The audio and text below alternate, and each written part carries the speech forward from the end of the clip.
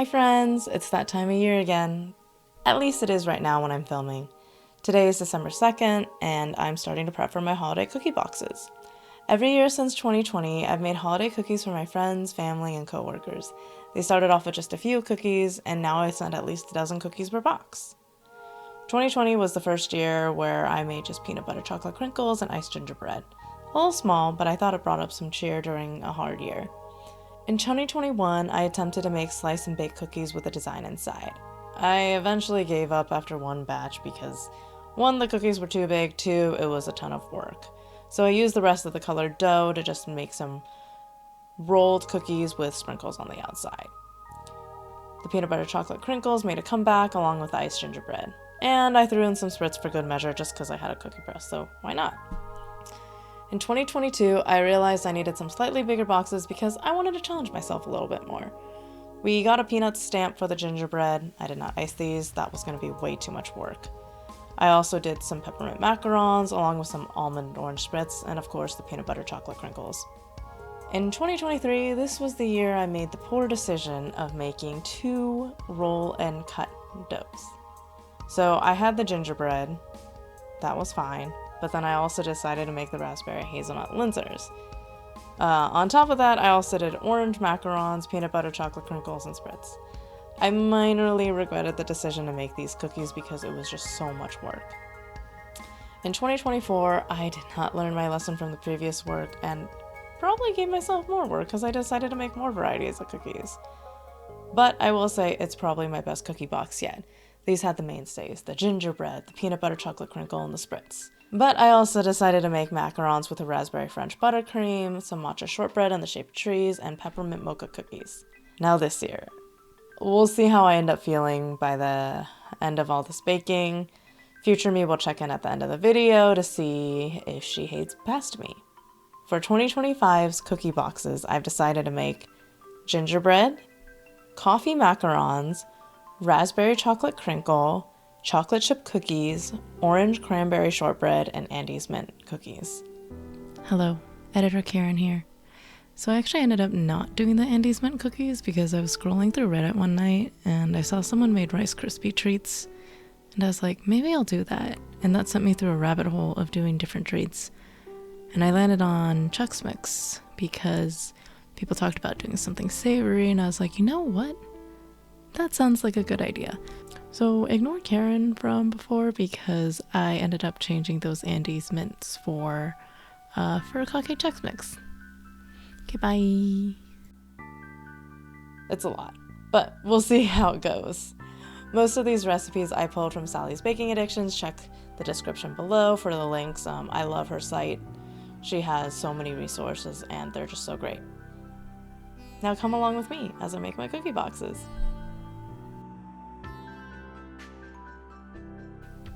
Alright, so this is the spreadsheet that I use to do my planning every year. It's pretty straightforward.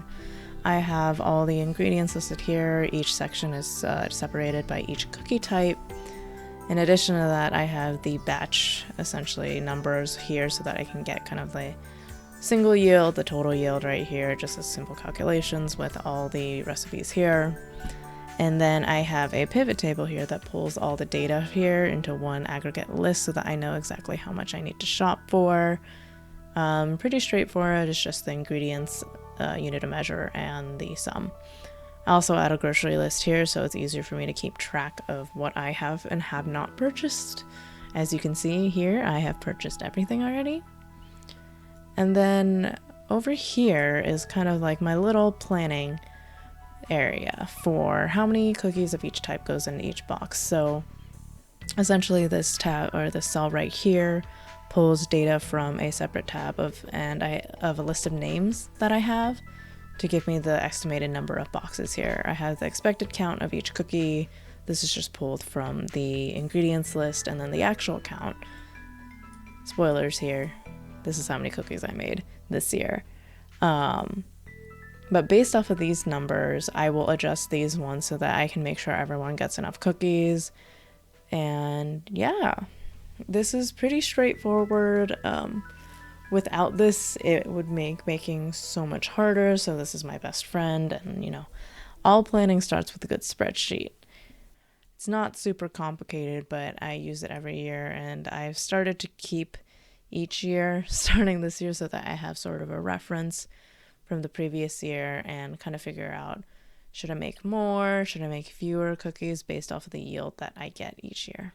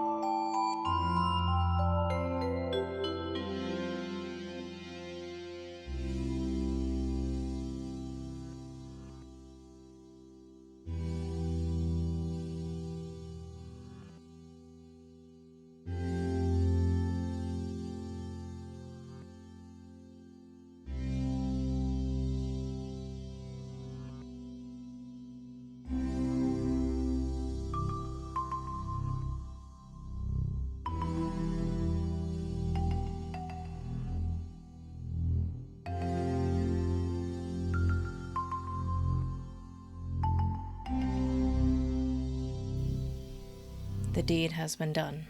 I have finished my cookie boxes.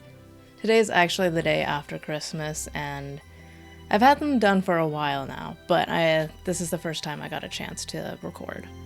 Also, say hi to Zippers. Compared to last year, this was a little harder since I decided to film it, but the cookie-wise is pretty straightforward. Some of the cookies were super easy, especially since I did chocolate chip. And the Cranberry Orange shortbread wasn't that bad, it just required a lot of prep work. Overall, I think difficulty-wise was pretty similar. I think I'll keep it at this kind of level next year, depending on how busy I am during the holiday season. But I definitely will start including a savory component to each of my boxes. Maybe next year I could do the regular Chex Mix or maybe some bread. I find that it will balance out the excessive number of cookies that I give everyone. Yeah, So we can kind of talk about how much I ended up making. So the totals are here. I made 146 chocolate chips, 94 gingerbread, 120 raspberry chocolate crinkle, 126 coffee macarons, and 94 cranberry orange shortbread.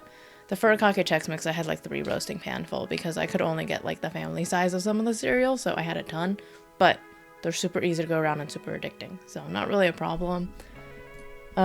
Ingredients wise, I used about 3 pounds of butter, 22 eggs, 7 pounds of flour, 3 pounds of granulated sugar, 2 pounds of brown sugar, and almost 3 pounds of powdered sugar. These are kind of like the big hitters, but yeah, this is about how much I use every year. Took about 24 hours total. I think I spread it out over about 4 days between the doughs and the baking. I think a couple things that I would change next year is cut down to 2 batches. I never learned from the gingerbread where I make way too much. Chocolate chip cookies, I doubted that it actually would yield 60 cookies, but it does. So I had way too many chocolate chip cookies, but no one's complaining. And the macarons, I'd either cut them down a batch to 2 if I'm gonna make them smaller like I did for this one, or I'll keep it at the same batch but do larger size macarons because I had so many macarons.